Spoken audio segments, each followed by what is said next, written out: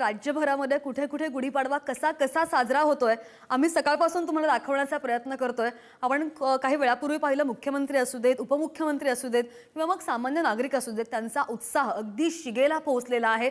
अनेक ठिकाणी प्रामुख्याने ठाण्यामध्ये, गिरगावमध्ये, दादरमध्ये, डोंबिवलीमध्ये, नागपूरमध्ये सुद्धा, मुंबईमध्ये शोभायात्रांचं आयोजन केलं गेलेलं आहे आणि तरुणाई ही आपल्याला पाहायला मिळते कशा पद्धतीने या शोभायात्रांमध्ये सहभागी झालेली आहे। विविध उपक्रमांचं आयोजन केलं गेलेलं आहे आणि पहाटेपासूनच ही सगळी तरुणाई आपल्याला पाहायला मिळते। ढोल ताशांची पथकं तैनात आहेत।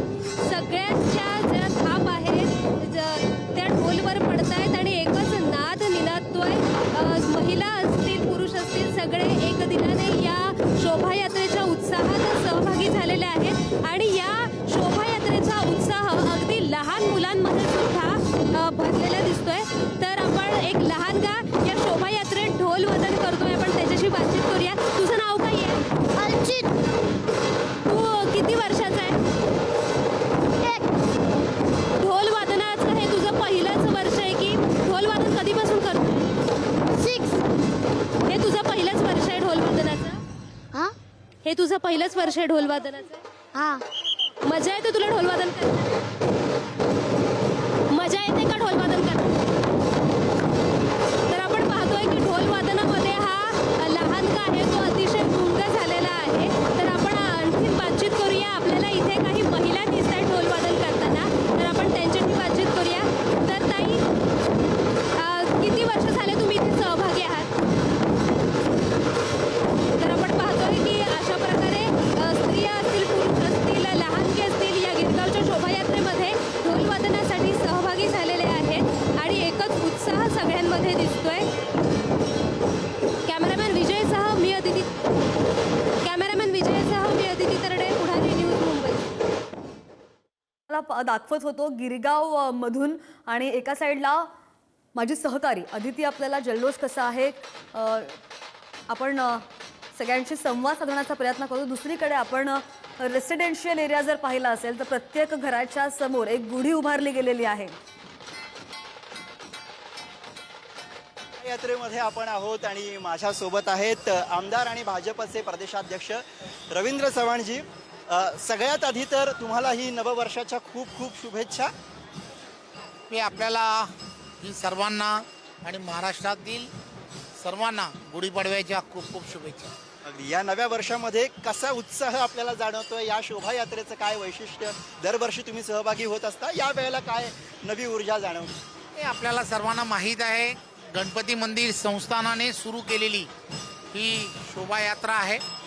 खरं तर 28 वर्षा अगोदर आपल्याला सर्वांना माहीत आहे हिंदू नववर्ष साजरं केलं जावं या उद्दिष्टाने त्यावेळच्या काळामध्ये या यात्रेचं आयोजन केलं गेलं होतं। आज 28 वर्ष याला पूर्ण झाली आहेत।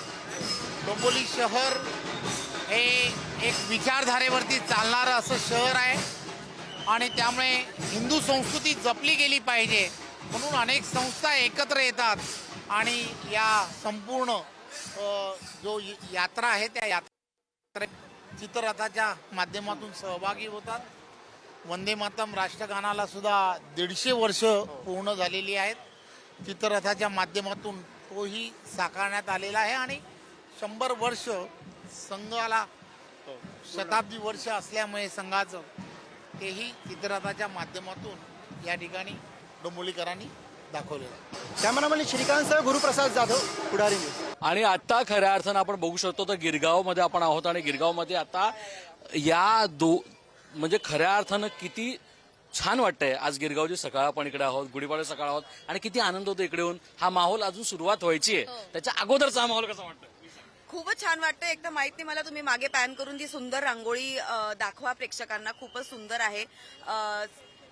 प्लीज फोकस करा। मला वाटतं रातोरात ही रांगोळी केली, हो खूपच गोड आहे। आणि सर्वप्रथम सगळ्यांना गुढीपाडव्याच्या अनेक शुभेच्छा। मराठी नवीन वर्ष आहे आणि तिघीच्या निमित्ताने आम्ही तिघी इथे आलेलो आहोत प्रमोट करायला। सोनाली कुलकर्णी, जीजी विशा आमची डिरेक्टर। तुमच्यापैकी आता हे पाहणाऱ्या अनेक लोकांनी तिघी पाहिला असेल सुद्धा, ज्यांनी नाही पाहिला त्यांच्याकरता ही रिमाइंडर आहे की पाहून या। आणि सोनाली, काय वाटतंय तुला? किती उत्साह आहे का? म्हणजे पुण्याचा उत्साह वेगळा पण मुंबईचा उत्साह पण तेवढाच शिकायला जातोय. काय सांगा? नाही, सर्वप्रथम हिंदू नववर्षाच्या हार्दिक शुभेच्छा सर्वांना. आणि मी खरं तर गिरगावच्या या शोभायात्रेचा अधिक भाग राहिलेली आहे. मी मध्ये कधीतरी जॉईन केली आहे, पण शोभायात्रा सुरू व्हायच्या आधीचा हा जो प्रसंग आहे, हे जे वातावरण आहे, हे मी पहिल्यांदा पाहतेय. नारळ फुटायच्या आधी आपण इथे पोहोचलो आहोत आणि सगळ्यांना गाठलेलं आहे. गिरगाव सारख्या ठिकाणी तुम्हाला संस्कृती जपली जाते. खरं तर हे अंधेरीपर्यंत सुद्धा पोहोचत नाही आणि आम्हाला अंधेरीवरून इथे यावं लागतं हे बघण्याकरता. तिघीच्या निमित्ताने मला हे बघता येतंय. म्हणजे मी मुंबईकर असून सुद्धा माझं पहिलं वर्ष आहे हे आणि खूप छान वाटतंय यार. म्हणजे श्रेयस